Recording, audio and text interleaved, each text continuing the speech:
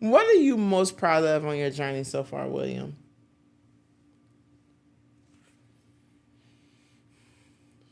The one thing I'm most proud of is finding my relationship with God, or not finding it, but starting it and understanding my relationship with God. Because I feel like my time in New York, we know that wasn't always the best, but something good did come out of it. I think somebody said it: the struggle or the salvation in your struggle, or something like that. But me going through what I went through was just preparing me for what I'm about to go into. So me finding God, understanding that I can't do it in my strength alone. I have to lean in on Him and walk by faith with Him. So that's one thing I'm proud of myself about. Salvation and the struggle. Yeah. That's love. That's great because salvaging you Yeah. in the struggle. Yeah. And I would say New York was definitely necessary. Yeah. Because that's where your relationship with him grew. Yeah, for sure. You had a relationship before you went, Well, but it wasn't that strong. It wasn't that strong. Yeah. And New York for me, when I look at it for you, that was your cave season. That was a season he had you to himself. That was a season that you started reading, you started praying, and you established a real relationship with him where you had to hear his voice. You wasn't hearing my voice daily. You wasn't hearing your siblings' voice daily. You were totally spending time with him. And he kept you in a position where you had to stay postured in his face. Lord knows he did. Lord knows he did. Lord knows he did. But even in doing that, you were reading more and you would call me and he was like, Mom, such and such. Yeah. Or, do you know about such and such? Or tell me about such and such. And you started studying it for yourself. And even the revelations that you were getting, I don't even want to say it, Lotus, is some of the revelations he was getting was way beyond mine. You feel me though? Come on, but that's what relationship and having a long time with him would bring. And you said it.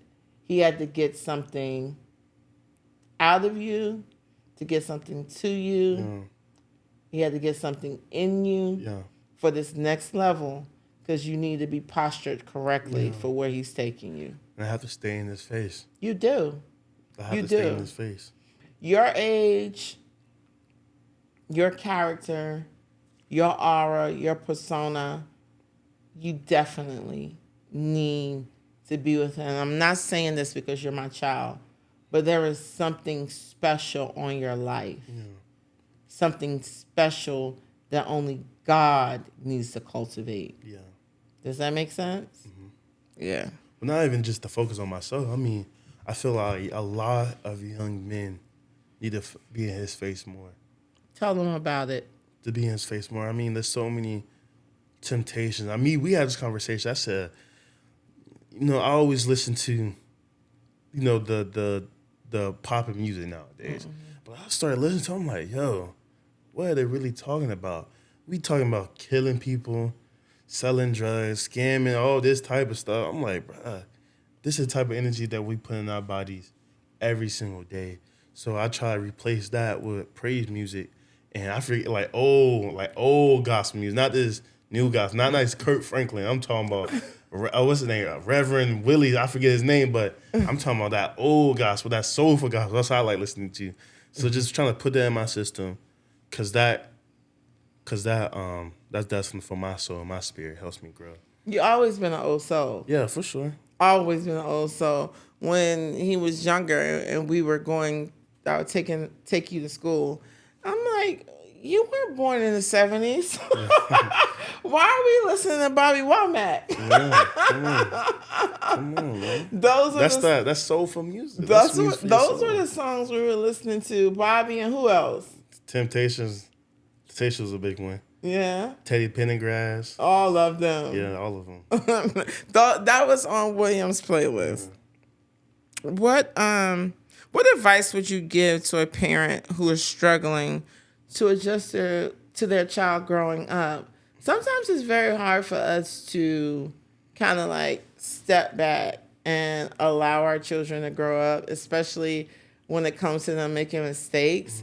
Like we know that, that y'all have to grow up and make your own mistakes and walk out your own process. It's not easy though. Yeah.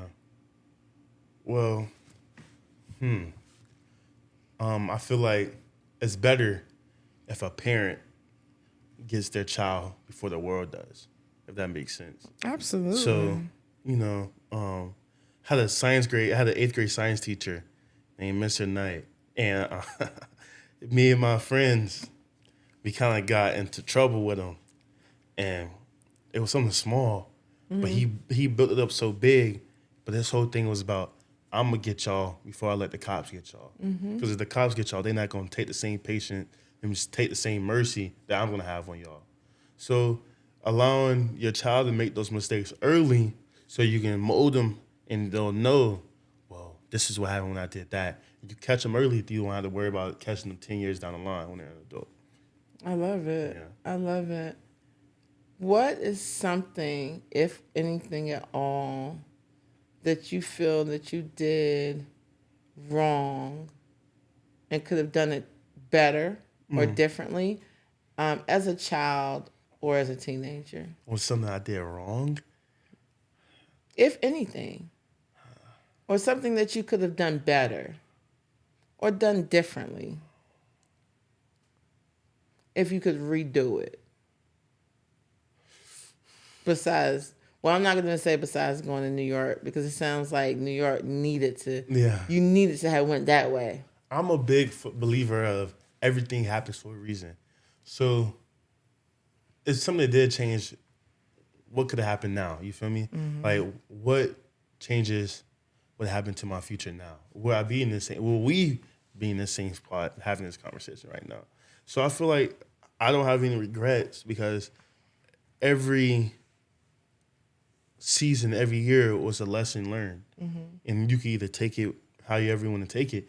But I feel like everything happens for a reason. So I don't regret anything. I don't wish anything happened differently, because I understand that it was just preparing me for something else I was going to walk into.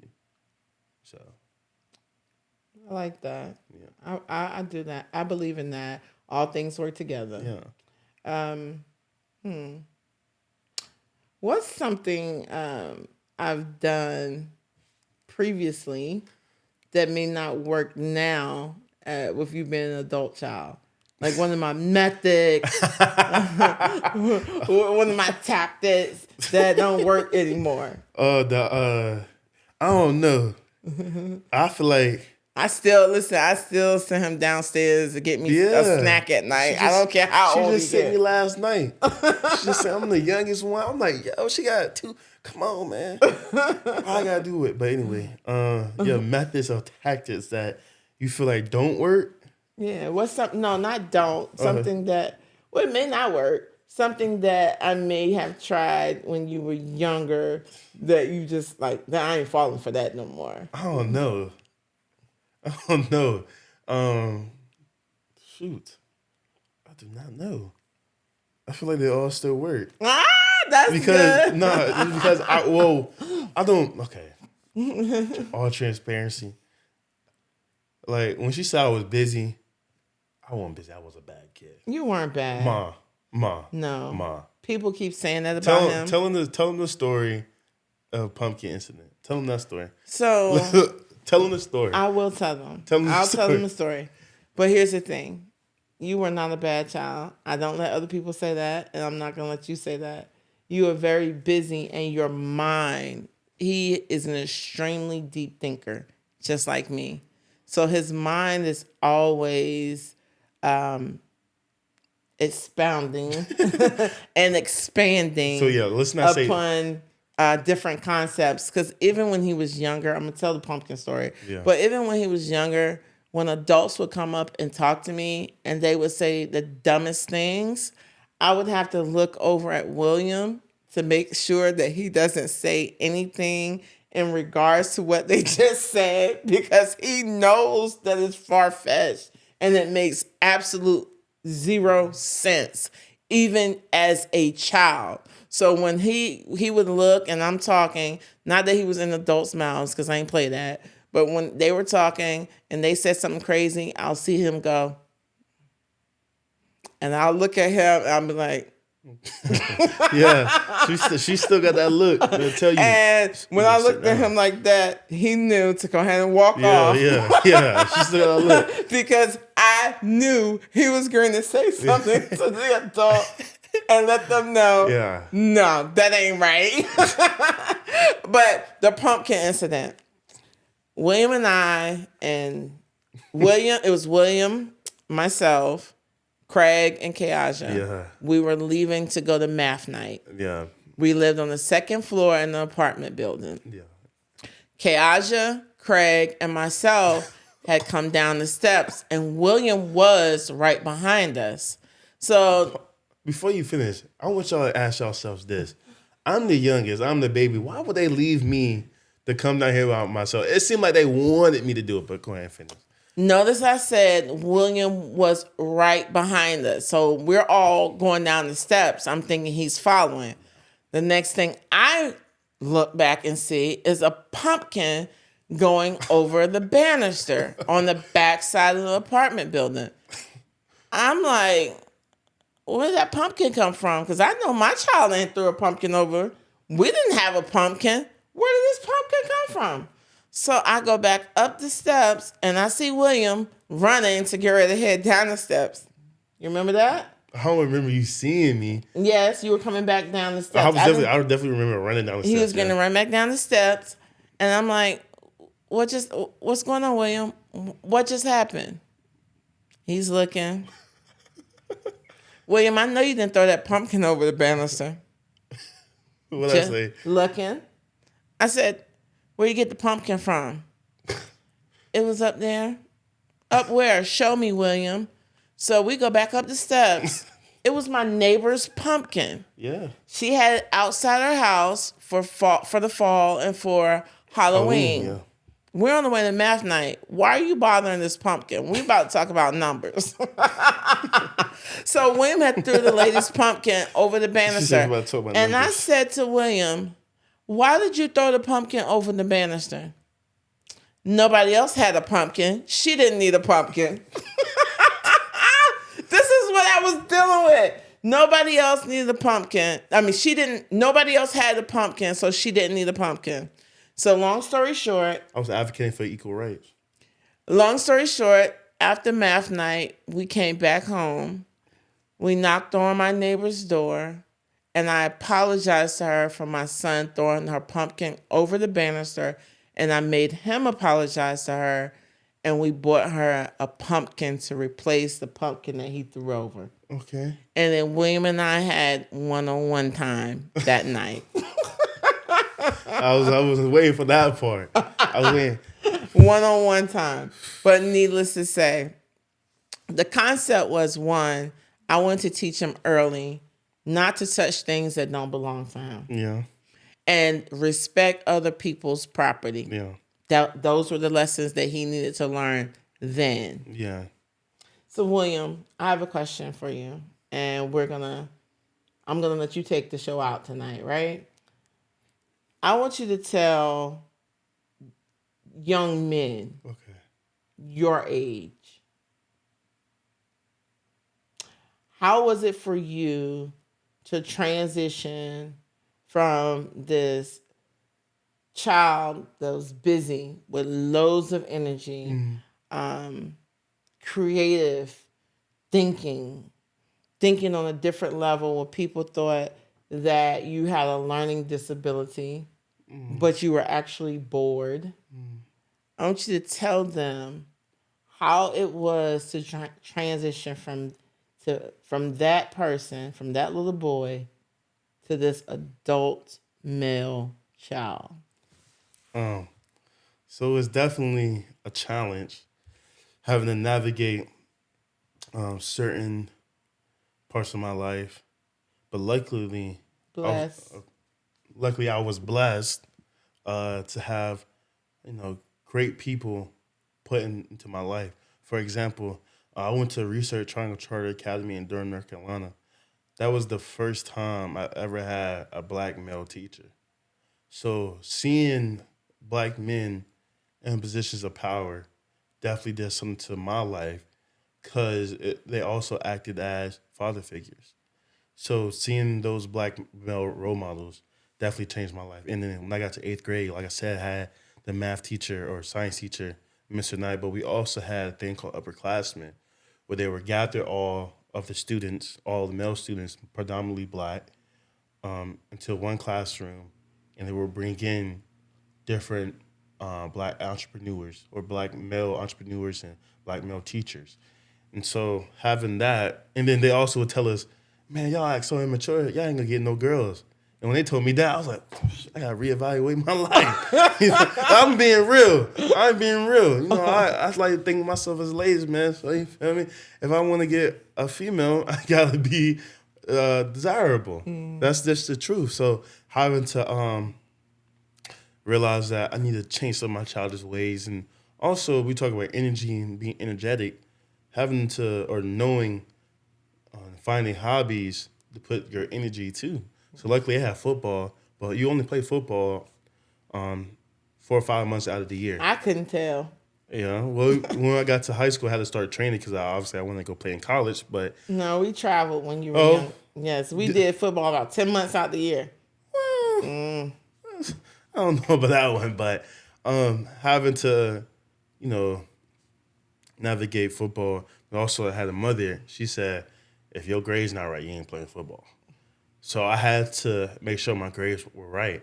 So started getting AB on the roll, and they couldn't believe it. They couldn't believe I would get able. They would have to make sure I ain't reprint my report card and stuff like that.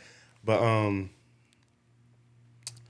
having to go through that, when I got to high school, it kind of all not restarted, but I kind of had to find myself again because now we're with older kids, and you know your body's changing, your mind is changing, and you just got a lot more distractions around you. Having to kind of refocus, which is not always easy to do. Having to refocus and figuring out what you want to do and what you want to have, and that's sometimes not the easiest thing to do either. But I feel like I don't like to use the word idols because you don't want to idolize nobody other than God, right? Mm-hmm. But having role models to kind of mentor you, to show you that they were also like you, and that's kind of what I want to be for kids in my community. Show them that everything they said about you, they said worse things about me. Like, just to keep going back to my childhood, there was a time when they would ask me, "Hey, do you want to be a truck driver? Do you want to be a janitor?" You know, the jobs that we consider, what would you consider that? Blue collar. Blue collar. The jobs that we consider, small or insignificant, even though they are. They are what? Significant. Because we need janitors, we need people to clean, we need truck drivers to how we get the deliveries and stuff like that. But you're basically saying we didn't ask you about being a doctor, being a lawyer. Right. Somebody that requires a different level of education.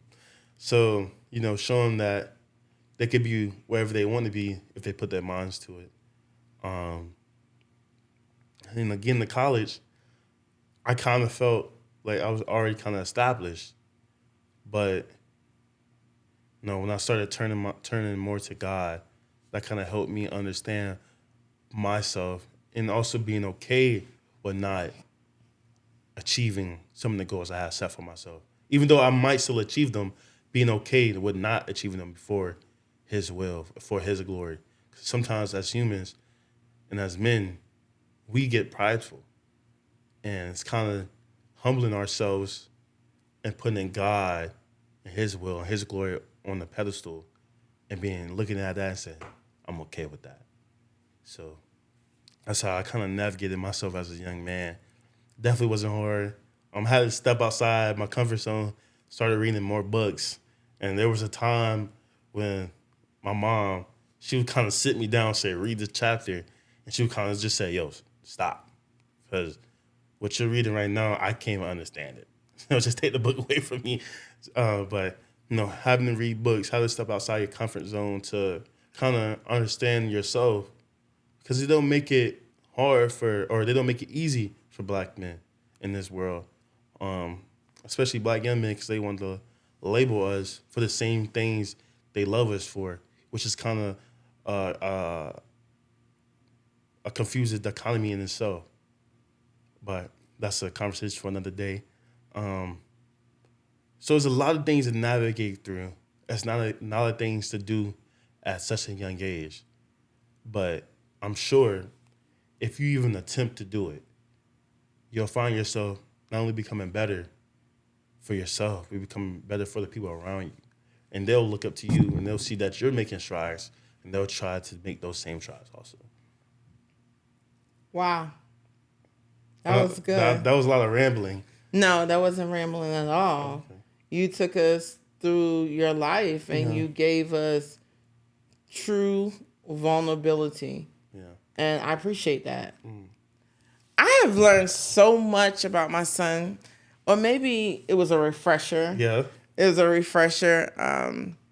Super excited about your future. Me too. I'm excited about the man that you are becoming. I'm excited about who you are now. I love the fact that you really are allowing the Lord to lead you and guide you and develop you and mature you. And when I tell you that he's passionate about it and sincere, he's passionate and he's sincere. Thank you for coming on. Thank you for having me.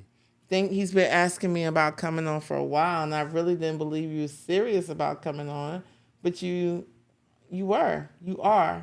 So thank you.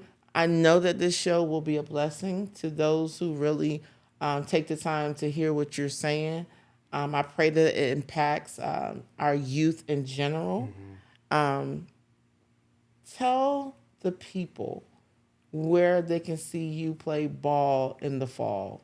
So I was blessed enough to, when I entered the transfer portal, I was blessed enough to get another opportunity to play football. So now I will be attending and playing football at Gardner Webb University in Bowling Springs, North Carolina. Check us out this fall. We will be at games in those stands rooting you on. I love Gardner Webb simply because Gardner Webb, they rock my favorite colors. Yeah, red, black, and white. Red, black, and white. And I love how Gardner Webb speaks to the total man. Yeah. Academics, let me back up, spiritual, academics, and they're going to speak to his physical, the total man. Yeah. Thank you all for not finding it robbery to tune in to another session, another episode of the Lotus Letters podcast. Remember, send us your letters to read right here on the show at lotusletterspodcast@gmail.com. Don't forget to hit that bell so that you can subscribe and know when we are dropping each episode weekly. Check us out on the People's Channel. Check us out on Bridge TV 74. Thank you, and I'm out. Thank you.